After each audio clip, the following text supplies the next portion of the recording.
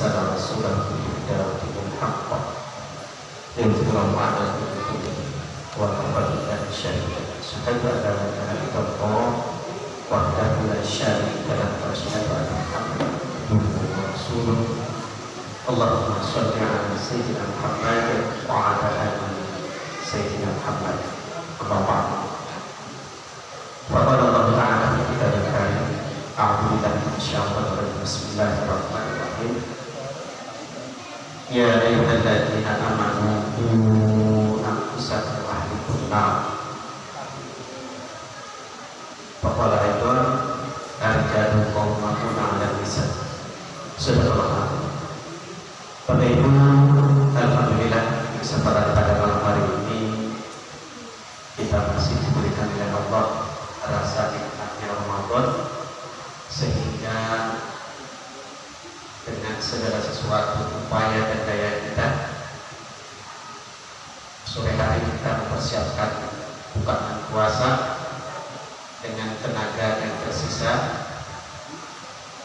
Masuk maghrib kita berbuka dengan segala sesuatu yang kita siapkan tadi, dengan tenaga yang ada pada malam hari ini kita menyempatkan diri hadir dalam majelis yang insyaallah mulia di sisi Allah, sholat maghrib berjamaah, kemudian disambung dengan sholat isya berjamaah, dan insyaallah kita laksanakan sholat tarawih. Geraknya hati kita, geraknya hati kita, geraknya tangan kita itu karena gerakan Allah SWT. Tidak bisa bergerak sendiri. Maka sesungguhnya adalah jasad kita masih digerakkan oleh Allah untuk menuju kebaikan, maka itu merupakan salah satu nikmat yang luar biasa. Kadang-kadang kita lupa nikmat itu tak kalah terasa di mulut, tak kalah cukup keuangan kita, tak kalah cukup segala sesuatu yang kita inginkan itu terpenuhi. Tapi sesungguhnya tak kalah kita bisa menikmati beribadah kepada Allah, itu merupakan nikmat yang sangat luar biasa. Sampai dengan malam yang ke-16,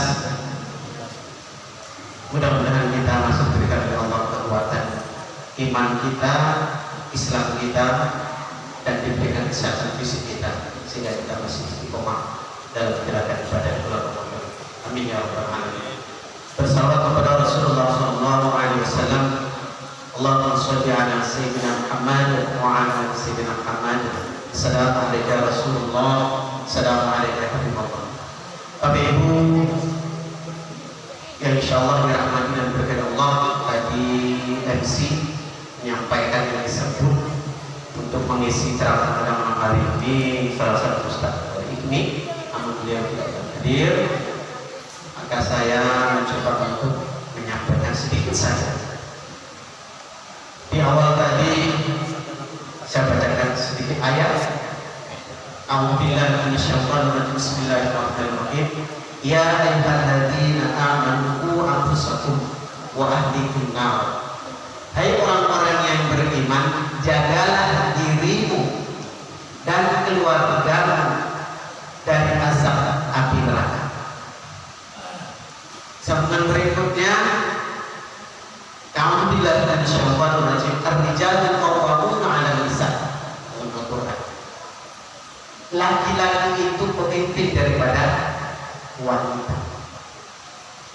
Mari sama-sama kita memahami ayat tersebut. Di sana disampaikan oleh Allah, hai orang-orang yang beriman, jagalah dirimu dan keluargamu dari azab api neraka.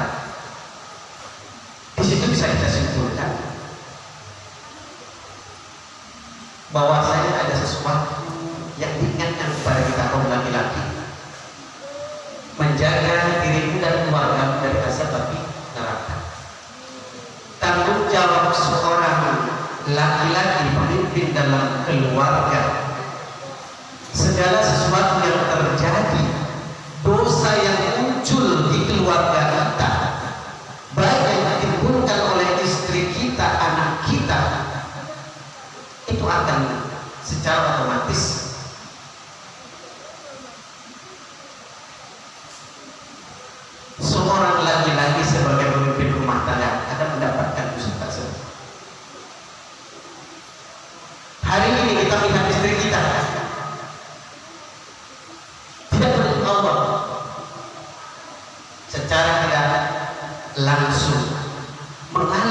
dosa itu kepada suami.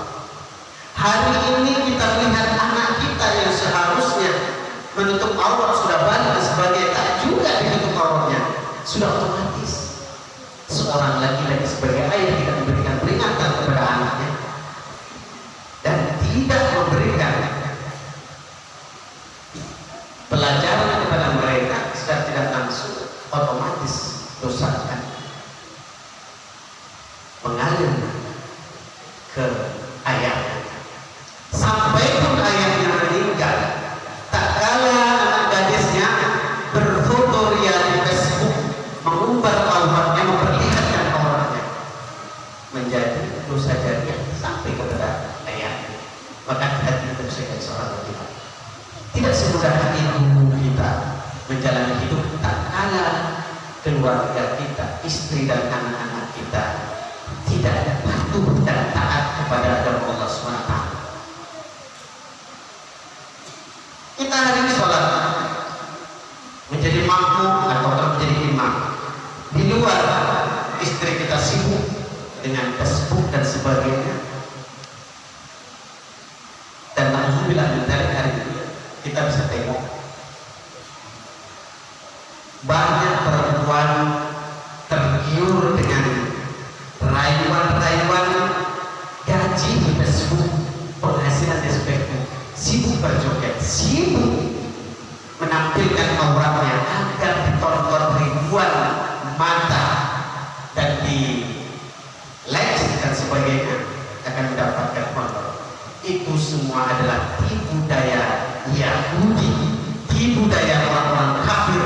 Bagaimana orang-orang Islam dengan tidak sadar mereka telah berbuat dosa secara jariah. Makanya seorang laki-laki yang pertama dia harus memiliki kemampuan, kapasitas terkait dengan keislaman. Yang kedua, berpegang teguh kepada agama Allah, berpegang teguh kepada aturan Allah untuk membawa keluarga, anak dan istri kita menjadi hamba-hamba yang soleh. Hari ini kita tidak pernah terasa, saat kita belum meninggal, kita belum dipanggil oleh Allah, kita masih hidup seperti biasa. Karena Allah Maha Kasih. Siapapun di dunia ini, apakah dia muslim ataukah dia kafir, tak kala dia berusaha untuk dunia, Allah akan kasih. Kan Allah Maha Kasih. Tetapi Allah belum tentu sayang. Jadi pada saat hari ini tak kala diri kita bermaksiat di hadapan Allah, istri kita bermaksiat, anak kita bermaksiat di hadapan Allah, masih Allah cukupkan rezeki kita, masih Allah berikan kebaikan di keluarga kita, Allah mengulur kenikmatan itu, Allah memberikan kepada kita kesempatan. Sampaikan oleh ulama, Allah Maha Kasihnya mengulur apa yang diberikan kepada orang-orang yang tak kepada Allah, namanya istiqrat. Jadi dibiarkan, Allah Maha Kasih. Maka tak kala kita ingin mendapatkan sayang Allah, Allah akan jauh dari kita. Maka orang-orang yang beriman itu yang diharapkan adalah kasih dan sayang Allah. Sayang Allah tak kala hari ini kita diberikan, mungkin dengan kesempatan yang tidak seperti orang lain, rezeki kita tidak seperti orang lain. Jangan-jangan Allah memang sayang sama kita.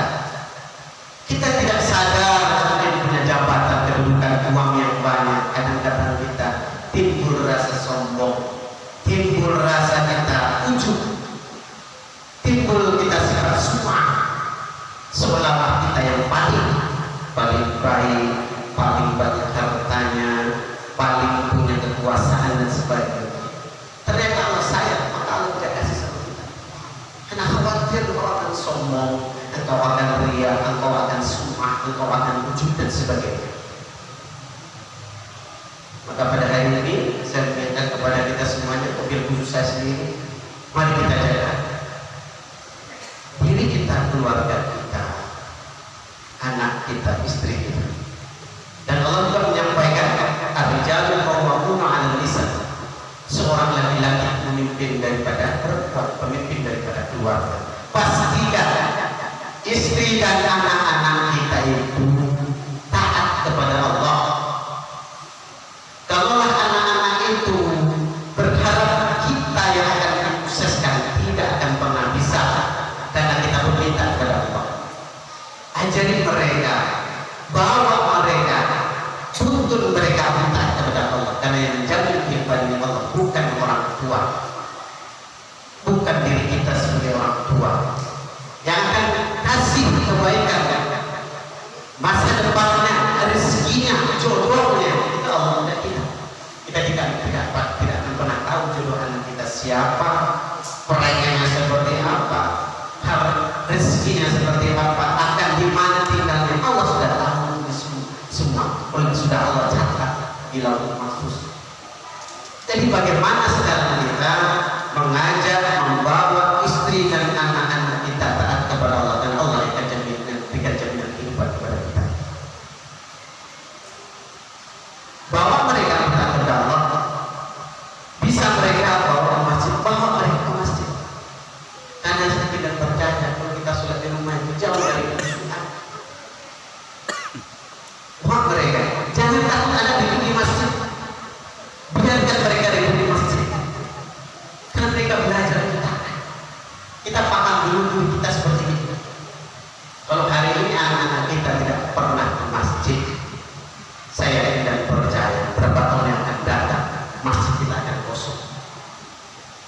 Ajari mereka azan, ajari mereka untuk menjadi imam dan sebagainya. Kan mereka akan menjadi pemimpin keluarganya. Kalau hari ini kita gagal menjadi pemimpin yang terbaik untuk anak dan istri kita, jadikan mereka pemimpin yang terbaik di generasi ini. Dan kembali, tidak ada di zaman Rasulullah generasi yang terbaik itu generasi yang tidak ada ke masjid. Tidak ada generasi yang terbaik sampai hari ini kecuali generasi itu. Dia rajin ke masjid dan taat kepada Allah. Maka jangan harap kalau anak kita dari masjid itu asik, aku berharap menjadi pemimpin yang jauh dari masjid, pemimpin yang jauh dari dalam jenah. Menangis kita di rumah. Berapa banyak harta yang kita tumpuk, berapa banyak yang kita warisan yang kita tinggalkan. Tak ada muncul satu pun anak ke masjid. Ribut dengan harta warisan, ribut dengan harta yang ditinggalkan. Tapi tak sibuk bagaimana mengirimkan amal soleh kita kepada orang tua kita. Anak kita sholat, otomatis pahala mengalir kepada orang tua kita. Anak kita bersedekah, sudah otomatis pahala akan mengalir kepada orang tua kita yang sudah meninggal. Bagaimana Rasulullah menyampaikan kepada kita, apabila meninggalkan cucu Adam, maka terputus amal solehnya, amal kebaikan, perbuatan baiknya, kecuali 3 perkara. Yang pertama, ilmu yang bermanfaat. Yang kedua, sedekah jariah. Yang keempat, yang ketiga, anak soleh. Kalau tiga-tiganya tidak ada, hidup sudah pelit, tak sedekah jariah. Ya. Yang kedua, tak banyak ilmu, tak punya ilmu yang akan diberikan kepada orang lain lebih baik. Yang ketiga, tak juga ada anak soleh. Wassalam. Tak ada kiriman yang dari kita. Maka pastikan, mari kita menjaga istri dan anak-anak kita dan jadikan kita pemimpin yang terbaik dengan memberikan contoh terbaik untuk anak dan istri kita. Karena apapun yang diperbuat oleh istri kita mengalir dosanya ke kita apabila itu perbuatan kemungkaran atau kemaksiatan. Begitupun anak kita, kalau mereka berbuat maksiat otomatis mengalir kepada kita. Maka seorang laki-laki itu bukan mudah, bukan senang. Maka kalau sudah jadi laki-laki dan habis kena marah bini di rumah, kerja kena marah bosnya, habis itu dia sholat pun masih juga dapat dosa karena anak perempuannya, anak laki-lakinya berbuat maksiat di luar sana. Mudah-mudahan ini menjadi ingat kepada sesungguhnya setiap detik, setiap napas yang kita rasakan hari ini Allah akan mintai pertanggungjawaban. Dan mulainya kita akan merasakan itu tak kala kita sudah terpisah dengan mereka, terpisah dengan dunia kita. Tak kala sudah Allah cabut nyawa kita dan mulailah kita di dalam kubur, mulai kita terasa dan kita tidak akan kembali lagi untuk memperbaiki hidup kita. Kesempatan di bulan Ramadan ini mari kita tetap istiqomah. Kalaulah biasanya sholat duha 2 rakaat tambah menjadi 4, tak kala kita sering lambat menjadi masbuk, berkatlah lebih cepat untuk dapat melaksanakan sholat sunnah rawatib. Dan kadang-kadang kita bangun subuh, sekarang kita bangun dengan harus sahur, mari kita tambah sholat kita dengan sholat tahajud. Karena sesungguhnya Allah lipat gandakan pahala di bulan Ramadan, dan ini adalah bagian daripada sayangnya Allah kepada kita untuk memperbaiki kehidupan kita, baik urusan dunia maupun akhirat. Maka barang siapa yang dia puasa karena dengan keimanan dan ketakwaan Allah menghapuskan segala dosa-dosanya, dan di akhir Ramadan Allah akan jadikan dia bagikan anak yang baru lahir, menghapuskan segala dosa-dosanya. Mudah-mudahan Allah berikan kebaikan kepada kita dan diberikan keberkahan kita menjadi keluarga yang sakinah, mawaddah, warahmah. Amin ya rabbal alamin. Mohon maaf atas segala kesilapan. Billahi taufiq wal hidayah. Assalamualaikum warahmatullahi wabarakatuh.